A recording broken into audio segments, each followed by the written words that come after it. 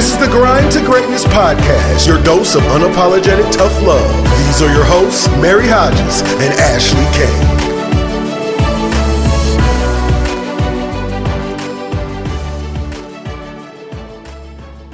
Hey, welcome everybody to the Grind to Greatness podcast. We are at the point where we feel like we need to kind of give you guys a little recap of the episodes. We've had some great interviews and a lot of good nuggets to talk about that maybe we haven't touched on before. This season has been full of really great people that talked about leadership. We talked about, great mindset and some other topics. So we kind of want to delve into a little bit of those topics, talk about some things maybe they didn't bring up in the interviews and just kind of share our thoughts with you guys. Yeah. And we also too, just want to check in and say hi. It's doing a podcast when, season one, Ashley and I were at the forefront of the discussion. And now we're kind of seeing things from a different perspective. Being an interviewer puts things in a different perspective, being an interviewer and a listener. So that's been a really cool experience too, that I would like to just kind of talk about the difference in that. But we definitely wanted to come back on and just have a conversation with our audience like we were used to doing last season. So let's kind of talk about, we're 5 interviews in this season. So let's kind of go through those and just give our thoughts on those. And then we'll leave the audience with some cool action items. Well, the first episode was with Nick Wood. And the thing in that interview really stuck out to me. And I think this was kind of your thing too, Mary, when he said, just do the hard stuff. And Yep. It's so simple. It's so like, well, duh. But I don't think we ever put it in those words in any of our episodes. So I really love that he had that point of view, and he was just a grinder. He was a good person to get a lot of feedback from because he had been there. He'd been a salesperson. He'd been knocking on doors. He knows how hard it is. Everyone that has listened to that episode said the same thing, that was kind of their big takeaway from that episode. And the thing that kind of, like you said, it's like, duh, that's seemed obvious, but I think it was the way he framed it. And also the context around the discussion of the fact that if you wake up in the morning, wake up early, get up at a time that's maybe challenging, and then get your workout in or something that's just hard. Because it is hard, and of course we can always go back to the 5-second rule on how you actually get up and go do that stuff.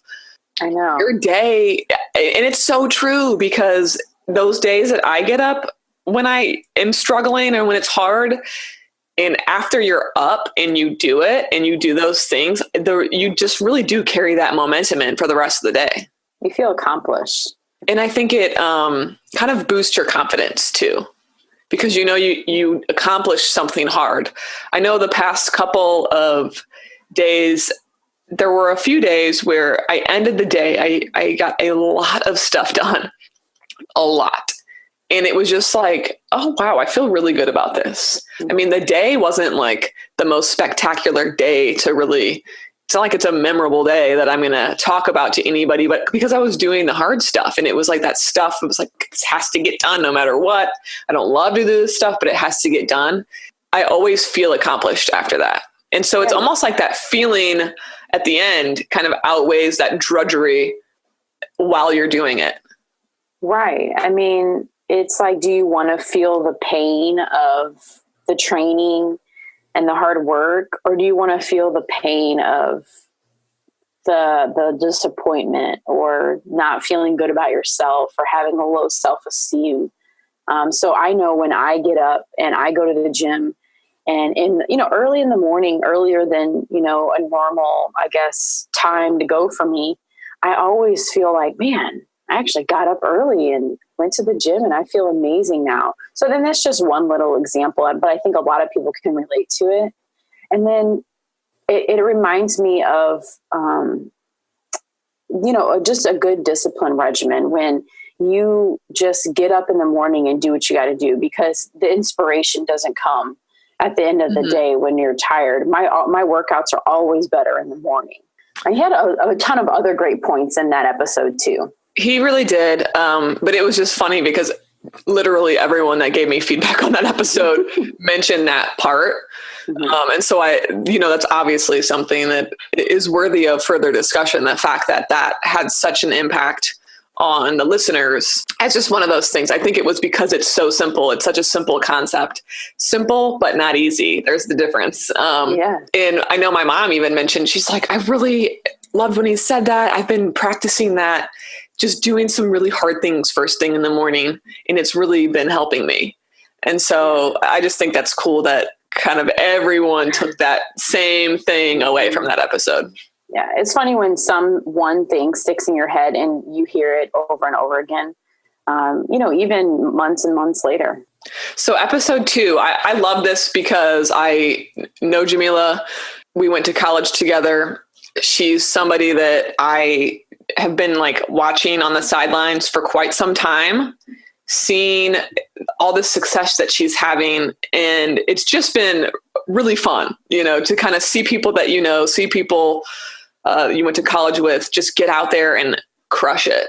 And recently there's been a lot happening for her recently. She talked about, she did episode 2, breaking barriers and becoming a leader. And she's a woman of color in tech, and there aren't that many. And so she talks about her journey of kind of being that, feeling isolated and being that only voice in the room.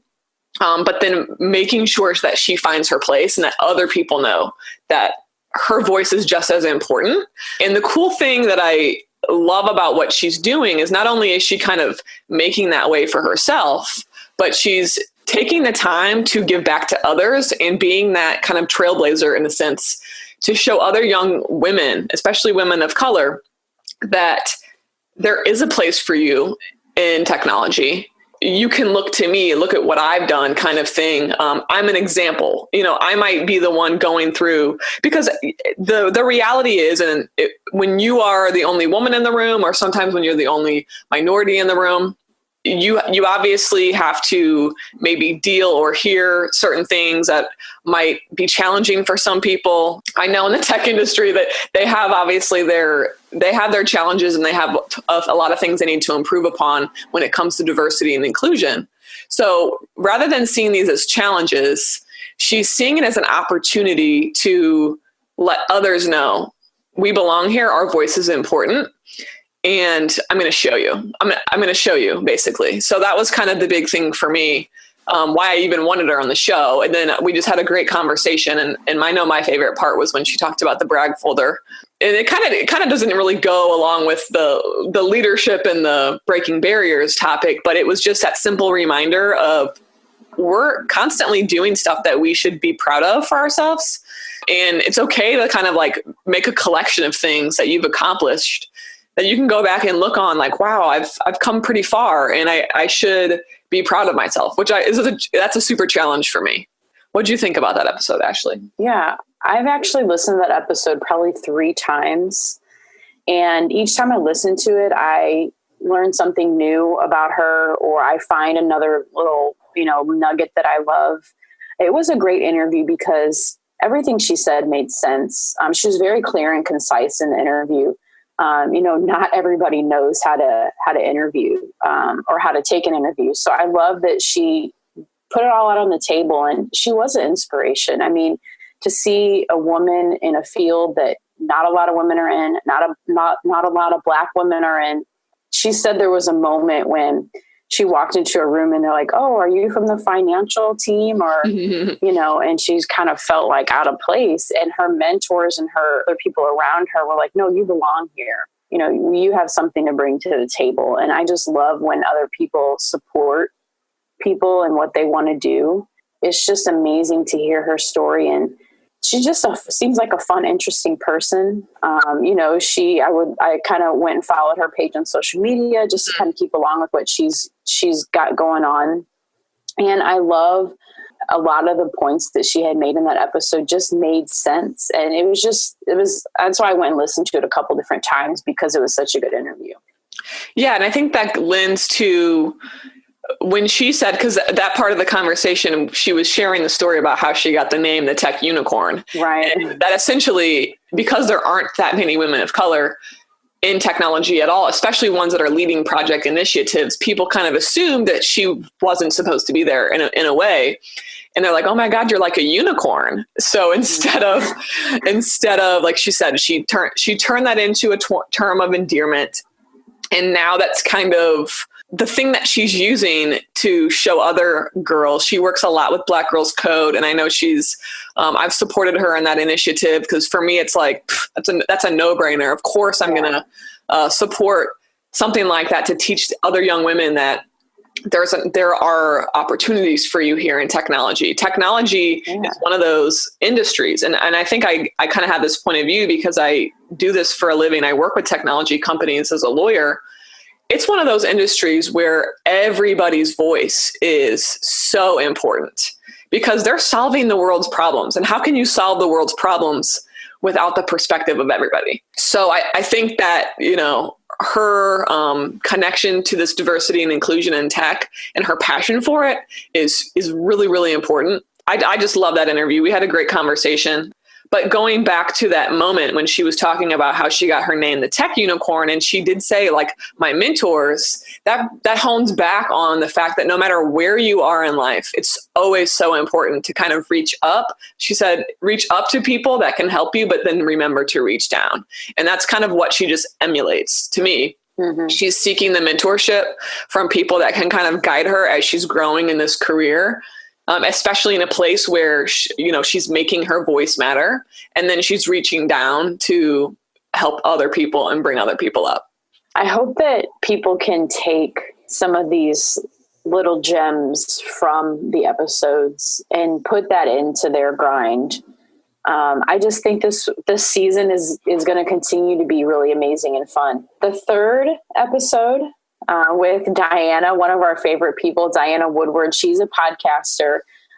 She has the entrepreneurial spirit, and I just love our conversation. We're definitely all on the same wavelength, it seems like. So yeah, it's just a great, loving person. And she had a ton of information we talked about vulnerability, which I thought was really cool because we hadn't really touched a lot on that in the season 1 of the Grind to Greatness podcast. The funny thing about this episode was that Ashley and I it took us a long time to even figure out a title for it, because when I went back and listened, it was like, God, we covered a lot. We did cover vulnerability. We covered like self-awareness. That just kind of goes to how our conversations flow and why we love, why we vibe with Diana totally. That we were like, okay, well, how do we kind of come up with a title that really captures what the episode is about? Because we did talk about a lot, and I don't really know, like, the funny thing is that you're going to get a piece of what the episode's about from the title, but you definitely got to, if you haven't already listened to episode 3, you got to tune in, because we do cover a lot of awesome topics. And I think we talk about self-awareness, and I think she's a great person to have that conversation with, because I feel like she is just on a strong pursuit of that. And you can tell from talking to her. Do you get that sense from her, Ashley? I do. She's like the perfect insight on self-awareness, because she's just an open book. Like, she doesn't care. Like, she'll tell you her flaws. She'll tell you where she messed up. She'll tell you what she's still working on. She's very, very self-aware. So she's just an open book, and she's up to talking about the vulnerability, and you have to be vulnerable to be self-aware. You got to admit your shit to yourself. And that's something that I know I had a hard time doing, admitting your mistakes. And I know once you finally feel like you can do that and you don't care what other people think, mm-hmm. Yeah, you messed up, or yes, you are shit in this field, but it's something I'm aware of. And I hate to say I'm working on it, but there is some things that you have to work on, and you may mess up again. Yeah, I think that's kind of her biggest strength, if you ask me, is that she just she really does emulate this person who is just totally aware. And she admits that she wasn't always that way. I think it was maybe that time being vulnerable and realizing, like, this isn't as bad as it sounds, or it's not as bad as we make it out to be. And so when she kind of had that that moment in her life where she had to be vulnerable in front of a group of people. You guys can tune into the episode to kind of hear her story about that.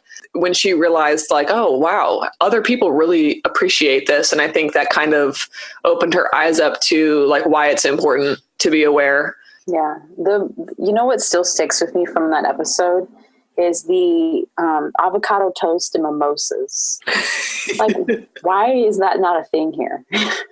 Like, why don't we do that, Mary? Like, some people, in some circles in St. Louis, very few, but not. They do it in California like every day. Well, I went to Cheesecake with my friend, Cheesecake Factory, and I've been thinking about avocado toast and mimosas for literally like a couple months. I saw it on the menu. It said avocado toast. I'm like, where's the damn mimosas at?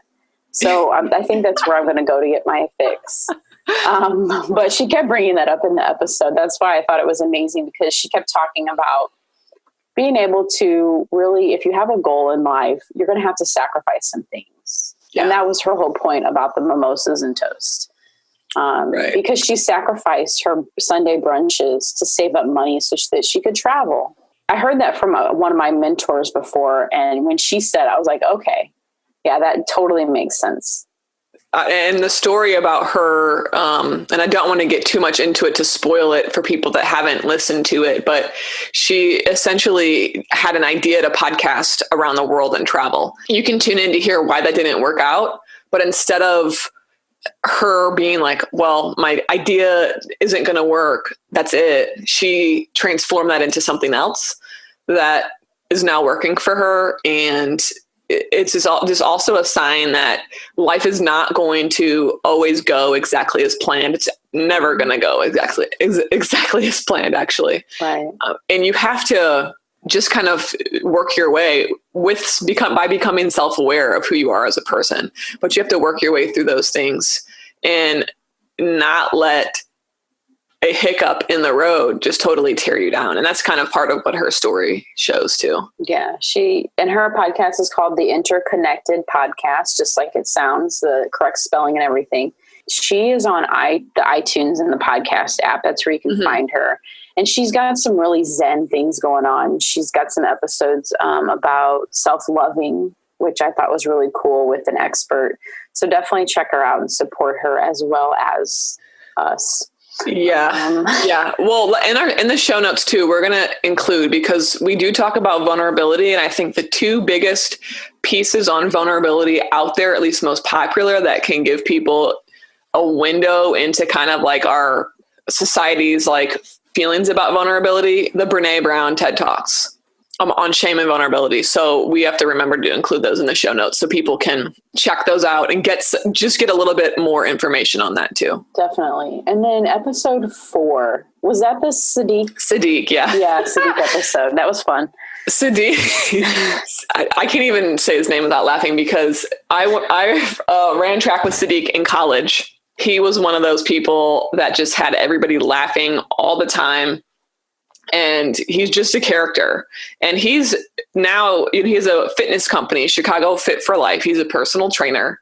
And again, another situation with him where I've known him a little bit more personally than I've known Jamila, but I've watched him kind of grow and grow and grow. And he's got, a huge social media following. He gets I think he has the biggest fitness boot camp in Chicago. He gets like 900 people at these things, which is crazy. So he's doing really, really awesome stuff, and he's everywhere. He was on the show, not just to talk about health and fitness. I mean, we talked about that most of the time because that's his expertise, but also he shared a little bit about his entrepreneurial journey, because he literally has been on TV, he's on radio, he's in the newspaper, he is everywhere. And so I wanted him not only to talk about that expertise of his, but just to share some points on like how are you everywhere. He's a hard person to track down too sometimes. So the fact that I got him on an interview was great, because he's just so busy. Yeah, I went back and listened to that episode a third time as well, just because it was interesting. He was very concise with his answers. He knew, where to go. And you know, he was even like, I heard some doors squeaking and he was walking to some guests or something. I don't know. But you were having a great time in that episode. And I love when he told his story. Again, I won't give it away, but he told the story about how he is prepared. He just walks into places, you know, like, I want to be on TV, and they're like, bye, you know? And so he goes back again and goes back again. And he's just prepared all the time to meet people and sell himself and show his best and his best foot forward. So I took a lot away from that. It was kind of like a reminder, you know, just being in radio myself and knowing the field, it is intimidating, and you try to get jobs in radio, and if you don't have a billion years of experience, you know, they turn you down. So it's a big field of rejection, and him just having that determination that he's going to get what he wants and he's going to show up. That was amazing to hear his story. I felt inspired, definitely. Yeah. And I'm glad we also shared that part of it too, because we could have just had him talk about health and fitness, and he would have given some amazing information too. But I think his journey as a personal trainer, as a business owner, is just as important. And you can learn just as much stuff from. The main takeaway too, which was a surprise when we were talking about it, when I asked, like, what is people's biggest challenge? Like, why are so many people overweight? And I think so many people would have come on and give the obvious answer, which is the food is shit. People don't have a lot of resources to spend on eat, or they're just misconceptions about eating healthy. They don't know how to eat healthy. They don't exercise. But his answer totally took me by surprise. And that was about the fact that we celebrate around food, and we celebrate everything around food. And not to mention the fact that our food is not good. Like, our celebration food is always that, like, really bad food. Yeah. It tastes so good. And so I thought that was an interesting perspective. And then kind of the story about how he was trying to go out with, our friends wanted to go out to dinner, and he was just like, yeah, I already ate. And they were looking at him like, what's wrong with you? Here. Right. Like, the societal pressure that makes me, like, think about the societal pressure we have, about going out and eating, but also around alcohol too. That kind of drew some parallels for me about people. When you kind of go against the norm in these social settings, people don't know. It makes people very uncomfortable. If you tell people you don't drink alcohol, they look at you like you have three heads. If you go to a restaurant to celebrate somebody's birthday and you're like, I already ate, I don't really feel like eating. They're like, they look at you like you have three heads. They're like, what? No, have some wings, have some cake. Yeah, you're not going to eat again, even though you're not hungry. Like, so I thought that was an interesting take for sure. I used to do the same thing that he did with alcohol. Is, you know, when I cut back on, I'm not a big drinker anyways, but, you know, I would still go out sometimes. Or like to a family function. I would walk around with, like, I don't know, water and like a lemon or a lime or Sprite. That way people thought that it was like vodka and Sprite or cranberry. I would get cranberry juice and Sprite or something like that. So that way people would leave me the hell alone. What, you're not drinking? That's what I do. I get a short. I tell a bartender, and they look at me like I'm crazy. I get the short glass. I'm telling my secrets, but it's all right. I'm getting a short glass. Put some water and a lemon in there and some ice. Yeah. Because it is, like, so annoying. It is really annoying. And even when you tell people, I don't want to do a shot. Just take a shot. It's like, are we 12? And alcohol and those food celebrations are like the two things that people get offended if you don't want to participate in. And so I think that's an interesting dynamic. Food celebrations are so fun. Like, I love celebrating with food, but if you think about it, I think in a lot of other countries, like, I have a friend, a family, it's two sisters from Burma, and they celebrate with food, but their food is like, I don't know. It's just quality. Like, I mean, they got all the veggies with, you know, they got the rice in there, of course, but still it's like, I don't know. It's so much more homemade and just nutrition, you know. But versus our food, it may be just kind of like store-bought stuff or like really high fat cheese and stuff like that. So, cream cheese is a huge. Yeah, that was a great perspective. Like, I hadn't really thought about it. So I'm glad that he had that. And that kind of shows his way of thinking, I think, and his personality. Right. Absolutely. He's interesting to follow on social media too. He doesn't sugarcoat. So a lot of people might be put off by that because I think in general, people have become very sensitive about everything.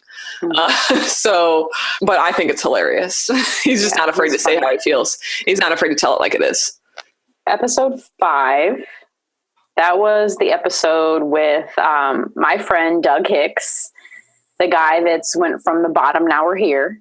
And he has just a great story, and I wanted to have him on because I didn't know all the stuff that he had been through in a early in his childhood until I'd already known him for a couple of years. And I really, really got to know him on a personal level because he doesn't walk around with a chip on his shoulder. He says things very forwardly and kind of has his own opinions. It's an example of someone that we don't agree on a lot of political stances, but he has a good heart. He's a good person. And we just kind of click in that way and we still fight about stuff. You know what I mean? So that's why I wanted to have him on, was because of his story and how he doesn't let it get to him. Yeah, which is super powerful because he did not become a victim to his circumstance. We see a lot of situations where that's not the case. If I'm correct, he was homeless at some point when he was a child, a kid. He lived on the streets. That experience probably toughened him up and gave him those survival skills that are probably very necessary in a lot of ways for entrepreneurship. But the fact that you're right, that he did mention about knowing some people that had been through stuff, but continued that vicious cycle and let their circumstance dictate who they were supposed to be. And he didn't let that happen. And I think that's totally cool and a reminder to everybody out there. I mean, I can say probably most people have not been homeless and on the streets when they were kids. So if you think about the problems that you have in your life, and knowing that there are other people out there fighting for survival and that come out and do awesome things, like that should just be huge perspective for a lot of people that, wow, like maybe I shouldn't be complaining about, these challenges. And I don't want to say it like everybody's challenges, no one person's challenges are necessarily greater or deserve more attention, et cetera, than another person's. That's not to say that. It's just to bring perspective that whatever it is you're going through in life is something that you can make it through, and there's examples of people that have overcome, their own situations and their own personal battles. Yeah. I mean, it's not the same story as E.T., but E.T., he said he lived on the street, ate out of trash cans. But for Doug, the thing that I love is, how do you not repeat those same things that you see around you? Like, that's what I want to know. Like, I want to go inside his brain. And that's what I was kind of trying to get out of him, but he just was like, this is just how I am. I was like, okay, how do you see that around you? Both your parents were on drugs, you were homeless. They got in trouble with the law and stuff too. So how do you not repeat that cycle? That was the amazing thing to me. Yeah, it's all perspective. I know Tony Robbins talks about that a lot too, because there's tons of examples of kids in those situations, and there's something intuitive about that kid to know, like, something's not right about this. Or maybe there was an example of somebody he knew whose parents weren't going through those same problems, and he's like, like maybe an instinct in him was like, this doesn't feel right. He had that kind of intuition to know right from wrong, because some kids in that situation don't. You kind of see what they know, and that's kind of how they form their worldview. Yeah. But he maybe had some special intuition about him that gave him he had to, like, this isn't right. And as a child, I think I'm getting ready to say something that I'm not qualified to say because I'm not a psychologist, but I feel like there's those basic needs that children have of love and affection and time.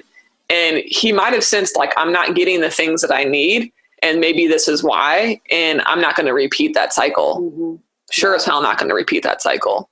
He had 2 aunts that also helped him a lot too. And I'm glad that it was a blessing to have his other family members there for him. And also he had sports. I mean, he said he was really popular. He's just got this personality. He's very funny. He maybe didn't come on the podcast because we were talking about some serious issues, but he's just a joyous person to be around. And I love that we could have him on the show, and hopefully, at the audience, you guys learn some stuff from him about resilience and things like that. Definitely. And he also kind of emulated that just grind till I die kind of sentiment, which, I came on the episode after that and he was like, fuck sleep. And I'm like, oh no, don't say that. But I think again, which is why we're definitely looking to bring somebody on the show to talk about sleep. And maybe it'd be interesting to have two different points of view on the show, because I don't want to just have one person on the show that agrees with everything I say. This is the Mary Show. Right. I definitely, there is some dueling opinions on this topic, but for me, I just think it's about balance. I think that's kind of what Eric Thomas is conveying. He does it in an exaggerative way, but I think he's basically saying, you might lay in bed and look at Facebook for an hour when you could be up actually doing something that's productive. Right. You don't deserve that extra hour to lay in your bed and do nothing. So that's just kind of my take on it. I mean, we had some great interviews. We have more interviews to come. Yep. I'm really stoked about the next couple people that we're going to have on. So I love talking to you guys about the episodes. Yeah. And so I think kind of wrapping up, because since we're, this season, we want our guests to give you guys action steps, and we want them to give you the tough love, because we're bringing them kind of on as somewhat subject matter experts in a way, or people that have their own experience that can talk about it. I think from here, it's kind of some big takeaways would be, do the hard stuff. Pick one thing that's challenging for you to do first thing in the morning and do it. And I think that's a great way to get started in your day. Don't forget to brag about yourself every now and then. Humble brag, they call that. Right. But just remind yourself, or keep tally on the stuff that you're accomplishing. I think there was a question that I asked on Facebook. What's something that you can do today that you couldn't do a year ago? And so answer that question. Think about what that is, because we've all kind of gained in a year's time, you're going to gain some new skills that you didn't have before. Definitely. I got some interesting answers on that. And then maybe think about how you're celebrating with food. Yeah. Think about your food habits, and just be open, kind of keep that self-awareness piece in mind. And that'll help you in all aspects of anything you're trying to accomplish, is being open and aware. Yeah. And don't forget, go download our Grind to Greatness game plan if you haven't already. That's a great tool to be able to just get some of these things down on paper, think about some of these questions, and give you the framework to be able to start going after what you want. I love it. Well, anything else, Mary? Ashley and I will be back for the season closer after we do a couple more interviews. And so we'll wrap everything up from this season in a few weeks, but we're just excited to be here. We're getting good feedback from you guys. So let us know what you've thought about the interviews so far. What was your favorite takeaway from the first half of the season? We'd love to hear from you guys, and we'll see you next week. Peace.